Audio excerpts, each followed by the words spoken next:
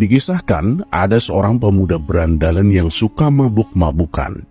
Dia juga sering membuat onar di kampungnya. Perilakunya ini membuat orang-orang menaruh rasa benci, namun mereka tak berani menegurnya, karena si pemuda terkenal nekat dan tak segan-segan menghajar siapa saja yang berani menegur perbuatannya. Yang lebih menjengkelkan, si pemuda tidak menaruh rasa hormat kepada siapapun, entah itu orang yang sudah tua maupun pemuka agama. Suatu ketika si pemuda sengaja membuat ulah. Kali ini yang menjadi sasaran bukanlah orang biasa, melainkan beberapa tokoh dari berbagai pemuka agama. Pertama, ia mendatangi seorang rahib dan mengutarakan keinginannya. "Tuan, izinkan aku berbuat zina," pinta si pemuda. Mendengar hal ini, sang rahib terkejut bukan main.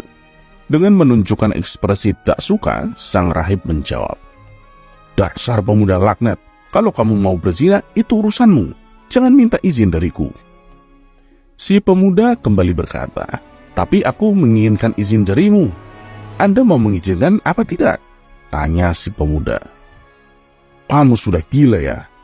Tak mungkin aku mengizinkanmu. Itu perbuatan laknat yang dilarang agama.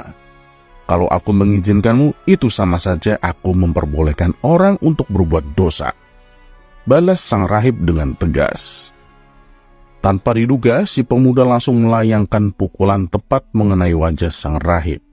Tentu saja hal ini membuat sang rahib jatuh tersungkur dan merintih kesakitan. Si pemuda lalu pergi meninggalkannya. "Aku akan coba mendatangi Tuan Pendeta. Aku ingin tahu apa jawabannya," pikir si pemuda. Ia pun langsung pergi ke rumah sang pendeta. Sesampainya di sana, si pemuda kembali mengutarakan keinginannya.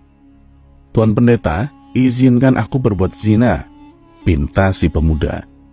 Sang pendeta pun tak kalah terkejutnya dengan sang rahib. Sesaat sang pendeta terdiam. Kalau ia melarangnya, pasti si pemuda akan marah dan ia akan babak belur dihajarnya. Karena sang pendeta tahu kalau si pemuda itu terkenal jahat dan kejam. Oleh sebab itulah sang pendeta sangat berhati-hati menjawabnya. "Wahai anakku, kenapa engkau tidak menikah saja? Tentu itu akan lebih baik bagimu," tutur sang pendeta menyarankan. "Menikah? Aku tak mau menikah. Aku masih ingin menikmati masa mudaku," ujar si pemuda. Mendengar hal itu, sang pendeta terlihat kebingungan. Jawaban apa lagi yang harus ia katakan supaya si pemuda tidak marah? "Bagaimana Tuan Pendeta? Tuan mau mengizinkan aku berbuat zina atau tidak?" tanya si pemuda sekali lagi. Hati sang pendeta menjadi berkecamuk. Kalau sampai ia mengizinkan, sama saja ia memperbolehkan orang untuk berbuat zina. Tapi kalau ia tidak mengizinkannya, si pemuda pasti akan marah dan memukulinya. "Wahai anakku, aku sangat sayang kepadamu. Tidaklah engkau tahu siksa api neraka itu sangat pedih. Aku tak ingin kamu masuk ke dalamnya hanya karena keinginanmu itu," kata sang pendeta menasehati. "Maksudmu apa? Mati saja belum sudah bicara tentang neraka. Ini kamu mau mengizinkan aku atau tidak?" tanya si pemuda mulai emosi. "Maafkan aku, wahai anakku. Dengan berat hati, aku tak berani mengizinkan itu. Semata-mata karena aku sangat sayang kepadamu. Aku tak ingin kamu dimurkai oleh Tuhan," balas sang pendeta. Tiba-tiba wajah sang pendeta dihajar oleh si pemuda. Sang pendeta pun langsung jatuh tersungkur ke tanah. "Bilang saja kalau kamu tidak mengizinkan. Tidak usahlah berbelit-belit seperti itu," tugas si pemuda emosi. Setelah itu, si pemuda lantas pergi meninggalkan sang pendeta. Beberapa hari kemudian, kedua peristiwa tersebut membuat gempar warga. Perbuatan si pemuda ini mendapat kecaman warga dan tak sedikit yang mengutuk perilakunya. Akan tetapi, si pemuda malah menjadi bertambah beringas, sehingga ia semakin ditakuti warga. Suatu kali teman si pemuda berkata kepadanya, "Hei kawan, kenapa tidak kau utarakan keinginanmu itu kepada Abu Nawas? Kalau jawabannya membuatmu jengkel, kamu pukul saja dia, seperti yang kau lakukan kepada rahib dan pendeta. Dengan begitu kamu pasti akan lebih ditakuti, kata kawannya mengusulkan. Mendengar hal itu si pemuda menjadi tertarik. Wah, benar juga katamu. Baik, besok aku akan ke rumah Abu Nawas, ucap si pemuda. Pada esok harinya, si pemuda berangkat menuju rumah Abu Nawas. Setibanya di sana, si pemuda mendapati Abu Nawas sedang duduk santai di depan rumah. Tuan Abu, boleh saya masuk? Ada yang ingin saya tanyakan, pinta si pemuda. Oh, silahkan, masuklah kemari, balas Abu Nawas. Si pemuda lalu menghampiri Abu Nawas dan duduk di sampingnya. Ada apa? Apa yang ingin kau tanyakan? Tanya Abu Nawas. Begini Tuan Abu, aku ingin berbuat zina. Apakah Anda akan mengizinkannya? Kata si pemuda. Abu Nawas hanya tersenyum mendengar ucapan si pemuda.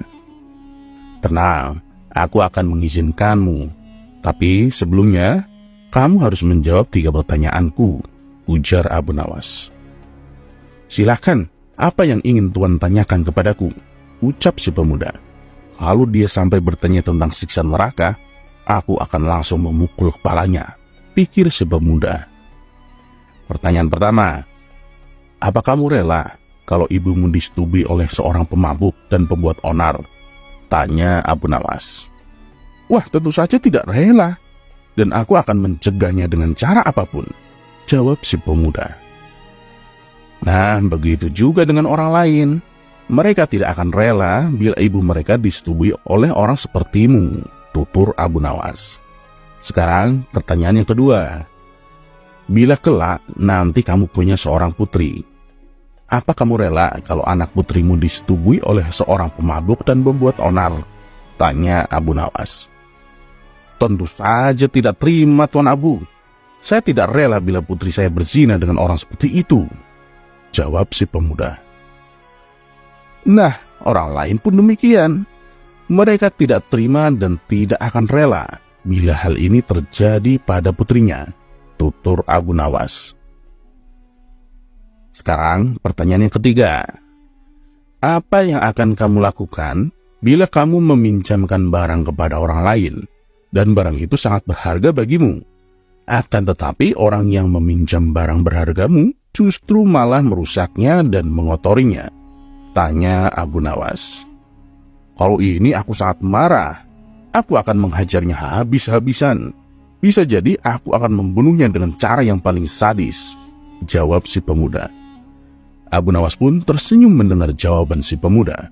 Kemudian Abu Nawas berkata kembali, gini ya, tubuh kamu, nyawa kamu, sejatinya adalah milik Allah yang berharga, yang Allah percayakan kepadamu. Tapi bila kamu mengotori dan merusaknya dengan perbuatan bejatmu, pastinya Allah juga akan murka, seperti yang tadi kau katakan. Lalu suatu saat nanti, bisa besok, bisa juga nanti malam, kau akan mati menghadap Allah. Sementara tubuh dan nyawa yang telah Allah titipkan, telah kau rusak dan kau kotori. Kira-kira apa yang akan Allah perbuat kepadamu? Tanya Abu Nawas. Suasana pun mendadak menjadi hening. Si pemuda terdiam cukup lama.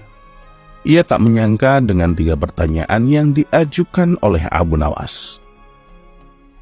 Tak terasa air mata menetes membasahi kedua pipi si pemuda. Dengan menangis sesenggukan, si pemuda duduk bersimpuh di hadapan Abu Nawas.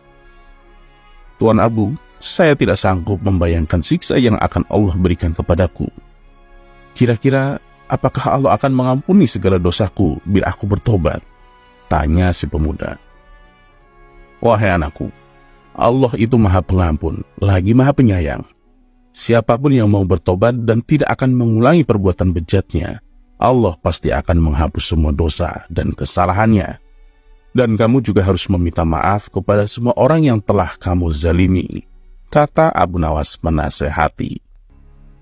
Berkat bimbingan dan nasihat Abu Nawas, si pemuda kini kembali ke jalan yang benar. Sifatnya yang dulu jahat dan kejam kini berubah menjadi pribadi yang ramah dan santun. Si pemuda tak lagi dibenci oleh masyarakat. Bahkan sebaliknya, ia kini dicintai dan disambut hangat oleh para warga.